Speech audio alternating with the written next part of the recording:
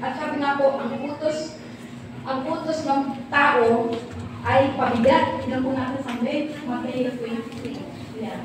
Nagpapataw sila ng mabibigat na pasanin sa mga tao, ngunit daliri ay ayaw nilang igalaw upang tumulong sa pagpapasan ng mga iyon. Napakarami. Napakarami nilang pinapapasa sa mga tao. Marami silang mga sinasabi, ganito, gano'n. Pero sabi nga, ayaw naman nilang tulungan ang anak. Pero ang ating Panginoon po, ang ating Panginoon, bagamat siya nagbibigay sa atin ng mga utos, nagbibigay siya sa atin ng mga tagubilin. Pero, puri ng Panginoon po, tinutulungan tayo ng Diyos. Bakit? Andiyan ang Holy Spirit. Andiyan ang Holy Spirit ng Panginoon na tumutulong sa atin upang ang kanyang mga utos ay ating masunod.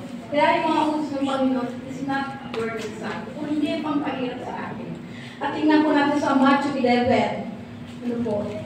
Ang Diyos ay nagbibigay ng kagaanan. May utos siya na nagbibigay ng kagaanan. Matthew 11, verse 28. Kaya nasabi niya, lumapit kayo sa akin kayong lahat na nahihirapan at lubhang nalibigatan sa inyong pasanin. At kayo bibigyan ko ng kapahingahan. Pasanin ninyo ang aking pamatok at matuto kayo sa akin. Sapagkat ako'y mahabo at may mababang loob.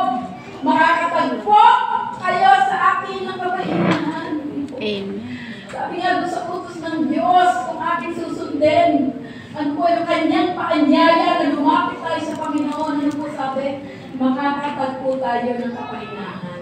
Sapagkat madaling dalhin ang aking pamatot at magaan ang pasaning ibibigay ko sa inyo. For my yoke is easy and my burden is light.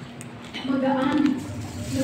Hindi ka tulad ng mga pariseo, nabibigay ng bigay ng mga alituntunin, pero sabi na hindi naman tinutulungan ng mga to. Pero ang ating Panginoon, ano po, sabi niya, nagbibigay siya ng mga utos, ano po, sabi niya, inaalaw niya yung mga pagsubok sa buhay natin. Pero anong paanyan? Kailangan lang natin lumapit sa Panginoon. Tayong lahat nahihirapan at kung nabibigyan sa ating kalapasan. Bagamat yung konteksto niyan ay para doon sa mga tao, ano po, na talagang sabi nga ay nahihirapan ng panahon yun sa pagsunod sa mga kultura at tradisyon. Pero yan po ay para din sa atin. Para sa atin. Sabi niya, lumapit tayo sa Panginoon.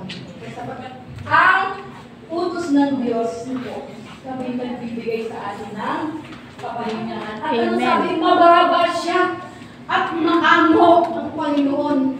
So kailangan lang natin talaga tayo ay lumapit sa ating Panginoon. Kaya makita natin ano po, ang kaibahan ng tradisyon, kultura sa utos ng Diyos.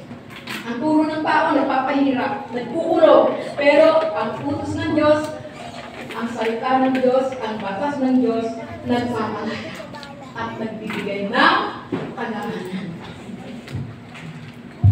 At sa English, ano po, pag binasa natin, for my yoke is easy and my burden is light. Magaang lang. Nakala lang natin minsan, ang bigat-bigat.